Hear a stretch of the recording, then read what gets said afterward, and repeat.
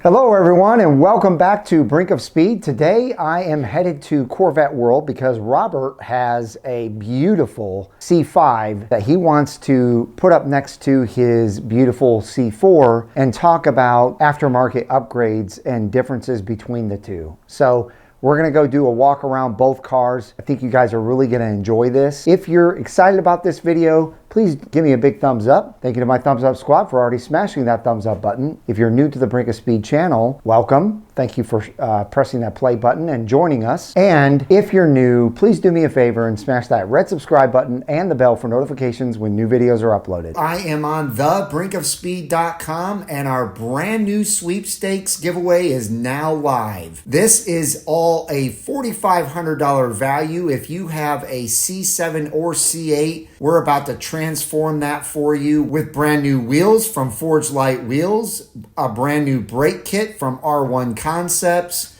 and ACS composite parts for either a C7 or C8 Corvette. So enter to win below by purchasing my brand new key tags. If you buy one, you get 10 entries. If you buy two for 20, you get 25 entries. The link will be in the description below and the pinned comment. All right, guys, I'm here with Robert, and as you can see, we've got a beautiful blue C5 and his beautiful black C4. Now, in the beginning, I said upgrades and modifications comparison between the two, because when he texted me, he said upgrades, but what he really meant was the factory upgrades from a C4 to a C5. Generational comparison. That's right. Sorry, Mike. Communication is the key. It's all good. We will show everybody that, and I think they'll be more interested in that anyway. So, a little bit of a, for a personal level, really quick historical irony here. In 1998, when I went to a Corvette show, we had a black C4 Corvette in the family at the time that we drove to this event, and that's where at the entrance, Bill Jacobs Chevrolet in Joliet had a Nassau blue coupe sitting near the front entrance, and that was the first time I touched and sat in a C5. So ever since then, that and a lot of probably way too many hours of playing Need for Speed 3 on PlayStation 1 for those of you old school PS1 guys, driving around in a blue C5, this was always my favorite C5 color. Still is to this day. If you guys remember about a year and a half ago, we had one that was a manual with the Z06 chrome wheels. This one here is another nice specimen here. This one has got more mileage. This one's got 58,000 miles, but it's gorgeous, clean Carfax, very, very well maintained. And this one has the stock, what they call bright polished aluminum wheels with a brand new set of tires on it. And it's a beautiful car. In fact, I think I said this with the last one.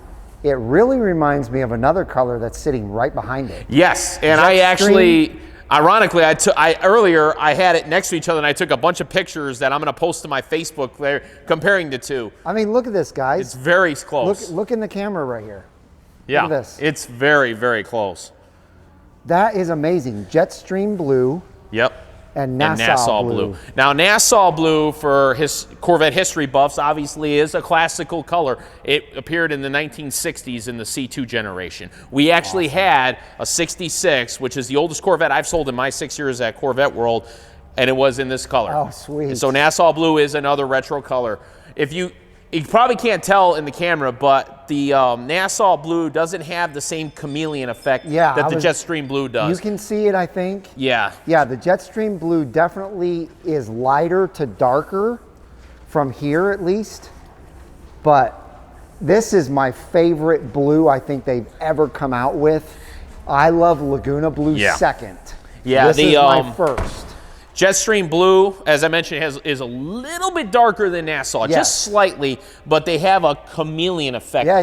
When you go and you trace the lines in the light, it kind of changes a little bit. Whereas Nassau is more, it has a similar thing, but not as prominent. But if you look closely, you can see a little bit of the change in the light angle. Hey, I see something really cool.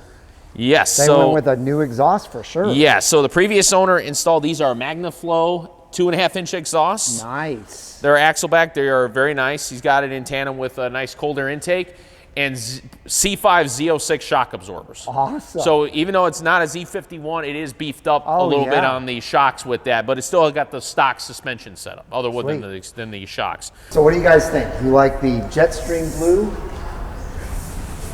The Nassau Blue. Leave it down in the comments. All right, so I wanted to get Mike in here to film this. I think this is a unique opportunity because it's so rare we get a C5 in here, let alone a nice one in a very high demand color. In the year 2000, which is what this is, I mentioned in the previous one about a year and a half ago, the Nassau Blue was the lowest production color of the year 2000. The Millennium, and it was the last year they made this color. It debuted with the first year of the car in 97 and went till 2000. And as I mentioned, you know, I think this would just be pretty cool to do a nice little side-by-side while we got it between my C4, which is relatively low mileage at 27,000, versus this here, the C5, which has 50,000 but is extremely well maintained and mostly stock. And there you go. It's 58,000 miles for 19,000. So I guess we'll start on the outside. First, let's start with the basics. Okay, as you know, these are the last two generations with flip-up headlights. Yes. So let's just keep it, let's go through that really quick. So the Corvette C4s, they do an inverse flip-up versus the C5, they just pop straight up. Which one do you guys like better? I've always thought that was cool, but I also know that that mechanism fails maybe easier. Because of the reverse, flip, it has more motion. Right. That's a little simpler, so those are a little bit more reliable. Yes. So you could say that was an improvement from the C4. Sure, sure.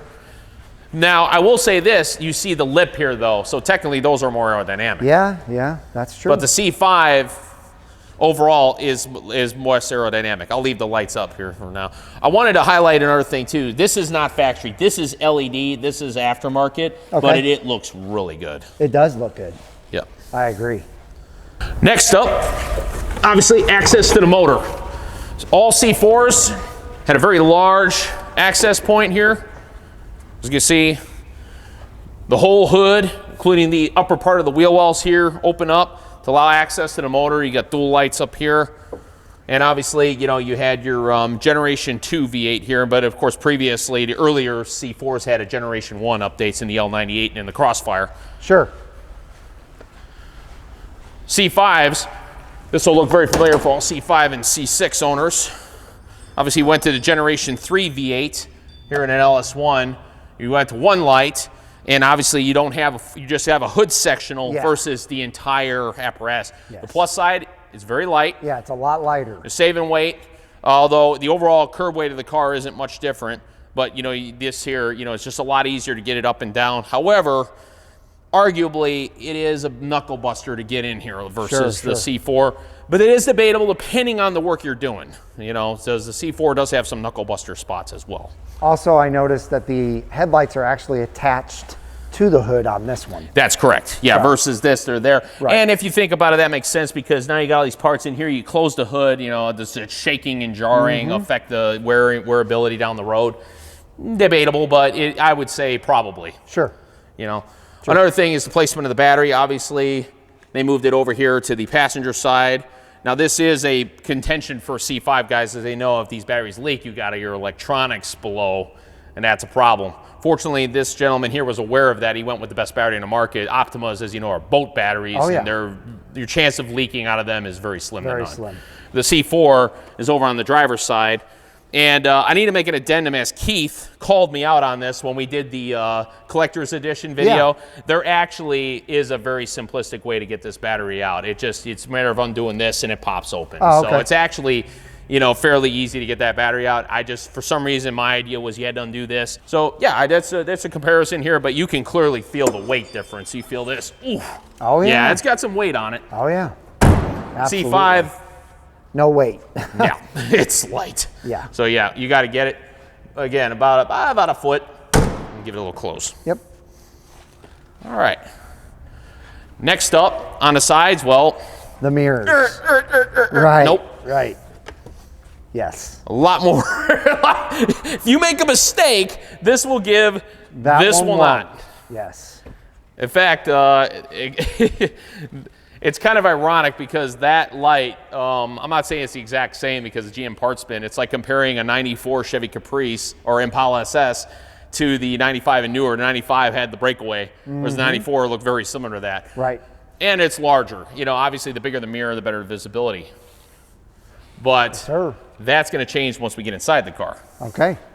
Okay, getting in and out of a car with a C4, or, you know, as you know, this is the one Corvette that's got a very deep well. As you can see, you got this frame bar here, and you got to get in. So when you're in, you're very cockpitted in. Now, this may ring familiar for C7s, as I've mentioned. The layout of the C4 is very similar to the 7 in the way they bucket the passenger, and the C8s kind of do it as well. But look at my foot room here on the passenger side. It's terrible. Passenger, you're kind of SOL. You got, if you're big feet, I'm a size 13 foot. So if you're in here, you're about as big as you want to get. If you're bigger than 13, you're going to be tight. Sure. You're going to be doing this. Yes. You got the length. I mean, look at this. I mean, I'm 5'8", and you still got some decent length. You probably get a 6-foot person in here comfortably as far as the length goes. But if you're big feet, you can't really move. Right. Yeah. The seat's very comfortable, but you can feel the closure on you here. So Sure. some would feel that the passenger side is claustrophobic. Hey, what do you have in there sitting on the dash? Or the center console, I mean. Sorry. Oh, yeah. You got What do you got there? got to have a launch key. Oh, that's the BOS launch key. Yeah, you got to launch it, man. That's right.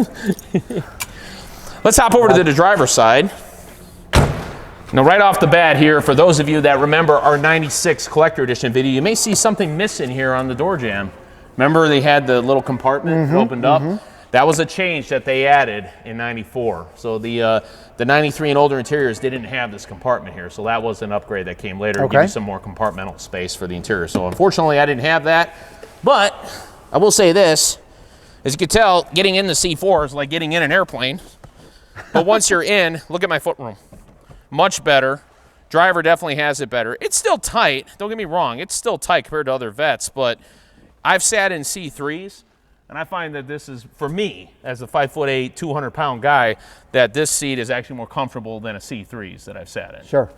But once you're cockpitted in, as you can see, just like the C7, everything is oriented pretty much mostly towards you, and you got access and control to all your buttons and features. Sure. So, and the steering wheel changed several times throughout the C4.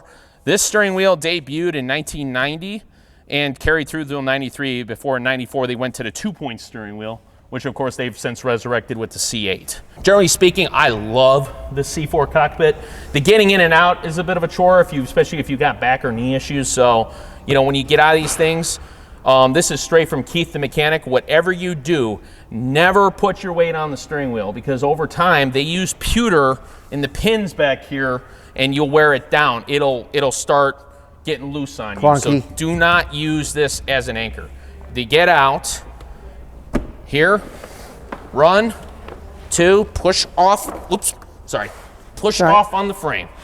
Sure. Now, obviously, you see, even I, an experienced guy, fumbled a little bit, but you get the idea. And sure enough, when I got this car, this thing was really loose.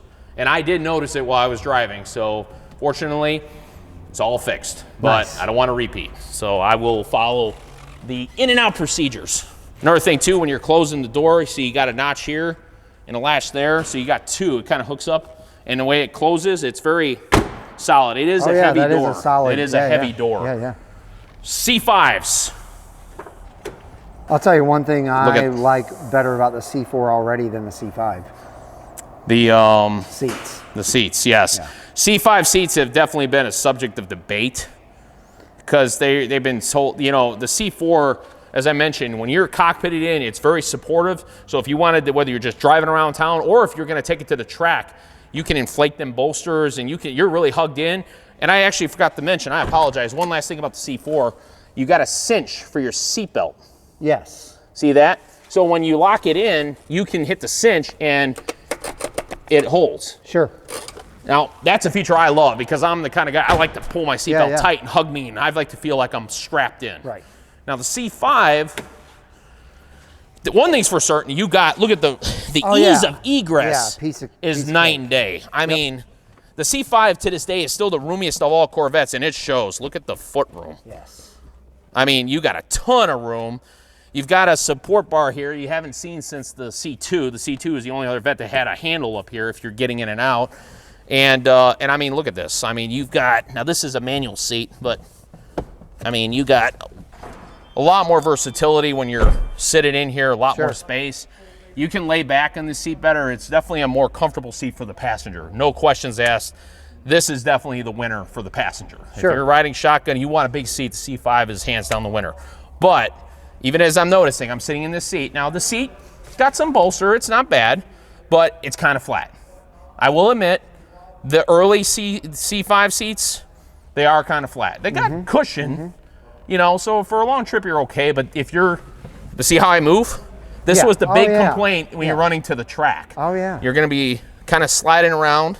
For sure. And this is the one and only thing I don't like about C5s.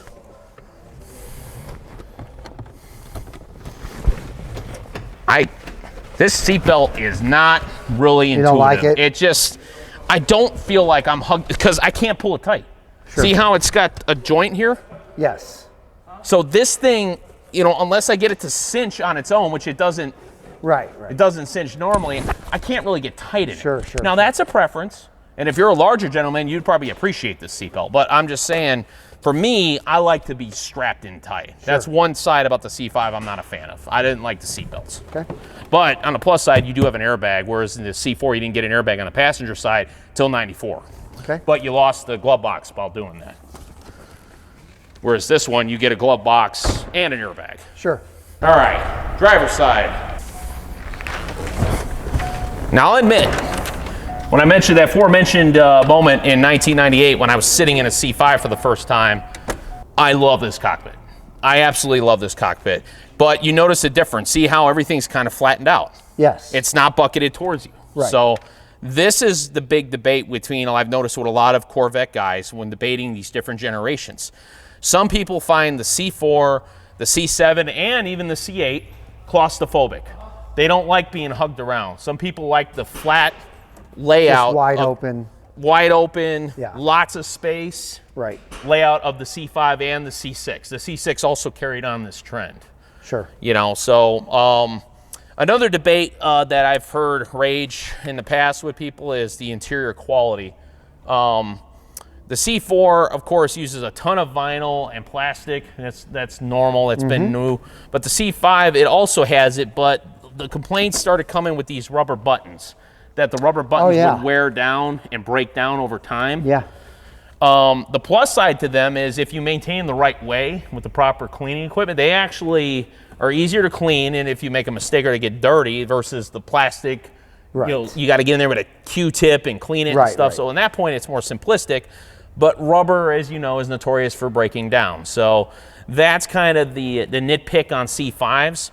Personally, I find the layout very friendly. I mean, you have here what's become pretty common now on modern vets. You know, you've got, you know, controls for your information clusters here within easy reach. And of course, what was new for 1999 and newer, an optional heads-up display. Right. You know, which of course is a big deal, and I frankly wish the C4 did have. Heads-up displays are awesome. Yes, they are. Unless you have astigmatism, in which case they get headaches. I understand. I feel for you guys. Now, my car had an aftermarket radio, but the C4 in its later years, starting in 1990, became, you know, they came standard with cassettes, then later CD, and then CD and cassettes. C5s, you had all three. You had you can get just a plain radio base with nothing. You can get a cassette player or a CD player, but you didn't have the combo. So if you're old school and you have cassettes, on these, if you don't get a cassette player, you're going to have to go to CDs. But of course, nowadays, what does everybody do? They do what's already been done on mine. They usually go with an aftermarket radio, Pioneer, Alpine, Kenwood, and change it out. But if you want to go back in time, you can pop a CD or cassette in here. The sound system between the C4 and the C5, I will say the C5 is way better. C5, of course, like Bose. The C4, both had Bose, believe it or not. They used to C4, they used to call them Delco Bose. And then this one, they just straight Bose systems. If you get the 1SB or 1SC trim levels, or if you go older before they broke the trim levels down, the Bose was an optional upgraded radio. It definitely sounds better. It amplifies. What I find in the C4 is the rear speakers are really good and they're prominent. They come behind you. But the driver's side, the speakers on the C4 are way down in the floor instead of in the door. So it's kind of sounding off down there, but you're not getting the full cockpit sound effect, surround sound. Whereas the C5, it's definitely way better. It's more encompassing and it sounds more balanced. Obviously, as I mentioned before, you got a lot more room, a lot more space, and to this day, the C5 has the roomiest cockpit. The biggest person I've ever been able to put in a Corvette was 6'7", and it was a C5. Yeah. Now, the convertibles do have slightly more headspace than the coupes. So if you're a really tall guy, convertible is going to be the way you're going to have to go in the case of the top. Sure. But I will say this. I will point this out. In the C4, to take the top off, you have to use a star ratchet, which comes with the car. It's in your glove box. And you got to one by one undo all 4 sides and lift it out. And that top is heavy. That top is in excess of 20 pounds. Whereas the C5 is the first generation to go with a simple 3-point latch process. And this is still current to this day, even in the C8. In fact, this piece is still in use to this day. Yeah. They have not changed it. If it ain't broke, why fix it? And this is still in use. But this top here is lighter. It's a lot easier to take off and put in the back. Sweet. Versus the C4. That is another big improvement. It also takes a lot less time to do the process. Sure. Okay, cargo space. Surprisingly, by modern standards, both of these cars actually have a pretty respectable amount of cargo space, but there is definitely a difference. Oh, yeah. If you can see the C4 here. So now I've got, as you can tell, I've got all my accessories already in here, including a bumper bib from a C7. You see this right here? This is where you would put the top. Yes. It kind of goes in place here, and it locks in with this assembly, and you can still stow stuff underneath. Sure. This trend would continue all the way to the C7. But you see the overall cargo space here. It's respectable. It's got kind of, it is a bit cavernous, but you see it doesn't have a huge amount of width. And you can see that from the back here to the end of the bumper is enormous. Yeah, see this? So it's notorious. Now, my car hasn't been detailed fully yet. It's just been simple wash wax. Look at this. Oh, yeah, it's huge. And that's why, again, I tell everybody, I highly recommend, it doesn't, even a C7 bumper bib, I mean. Yeah, yeah. Yeah, so this is definitely, I recommend these on any event. Sure. Because you want to protect your paint. And as you can see, I mean, look, I integrated it into my C4 here, and this is meant for a C7. So these things are very useful. Oh, yeah. But I will say this, something I discovered, I did not know this, and you're going to, those of you that are C4 guys are going to laugh that I didn't know this, but C4s have a cargo shade. But there you go. That's so cool. But you can see your hatch is pretty much just your glass deck lid. And then closing, you get it here, and it clicks in place. Okay. C5s. Massive room. Again, as I mentioned, C5s are also the roomiest overall cargo space of any Corvette to date. But you can see the glass is now integrated around fiberglass. Yes. But look at the space. Yeah, there's hardly any bumper there. You're talking maybe 8 inches total. Right. If even. Now the top is where I think they didn't get it quite right compared to, you notice on that one on later Vettes, you could put it in and stow underneath. Yes. C5s, you had to take the top, flip it backwards, mount it in here. You could put stuff underneath it and in these little cubbies. Sure. But, you had to put something over to protect it if you put something in front of it. Right. So that was, that's kind of one thing that I'm glad they improved. Yeah. But as far as sheer cargo space, especially if you got multiple golf bags, I mean, you can't go wrong with this. The C4 did have one storage cubby hidden underneath the carpet. It's fairly small, but it's there. The C5 has 3. 1, 2, 3. Sure. So you got extra storage space for roadside kits and other items you might want to stick in here. And some C5s had an optional 6-disc CD changer that sat in here. Nice. Wheels. The C4 saw a lot of wheel changes. The favorite one to come out of this generation is probably the 5-spoke that was attached to the ZR1 and the Collector Edition and the Grand Sport, which a lot of people ordered and changed them out. The saw blade, there's 2 different kinds. You got one for the early C4s, and they face the opposite direction. So to avoid confusion, if you're an 80 C4 with that saw blade style wheel, they face that way. If it's like this, like mine, the later C4s, they go this way. And that's because it creates airflow for the brakes back there in the right direction. Now, yes, when I bought the car, the wheels were facing the wrong direction. I had people literally calling me and asking me about that, and I had to get with Keith to do a little research because I didn't know. I was embarrassed to say I didn't know. These cars, the C4s came with 17-inch rims. I mean, earlier models, I believe, had small. I think they were 16 or even 15, depending on the year. But as far as mine goes, mine are 17s all the way around. They're not staggered. 92 was the last year that they weren't staggered, other than the ZR1. 1990 ZR1s, they were staggered. They were, they were 275 in the front and 315s in the rear. Sure. But the regular vets didn't get the staggering until 93. C5s were staggered from the start. You got an 18-inch, a 17-inch 245 in the front, and an 18-inch 275 in the rear. And of course, they went to a 295 with the Z06. Yes. Yeah, so they were staggered. I think 255s in the front on the Z06. I believe you're right. Yeah, 255 in front. I know for a fact there were 295 in the rear. Yes. Because the C4 ZR1 was 315 in the rear. They were still fatter until the C6 Z06. Right. But they weren't staggered in height. The height of the rim stayed the same, whereas the C5s always had a front to rear higher stagger in the rear tire size, which continues to this day. Now, which rims is everybody's favorite is very debatable. Obviously, the early C5s had what they call the wagon wheel. Personally, I liked it, but I liked it best in chrome. Yes, I'm a chrome fan for that. A lot of people thought they looked clunky and cheap. Kind of like how people criticize their base C8 wheels. They consider them the silver ones. Right. A lot of people think they're cheap looking. I have yet to hear a lot of criticism about the saw blades. It's more of a preference thing. But nowadays, I've come to find a lot of people like them because so many people have gone with aftermarket or newer replica style wheels on the C4. So I plan to hang on to my saw blades. But the bright polished wheel, it looks chrome, but it's not. It's actually a polished aluminum. So you get kind of the chrome effect, but without having to worry about chrome plating wearing down and pitting. Right. You know, these rims are actually repairable. Mechanically speaking, obviously this is an evolution off of this. This is definitely the more advanced car.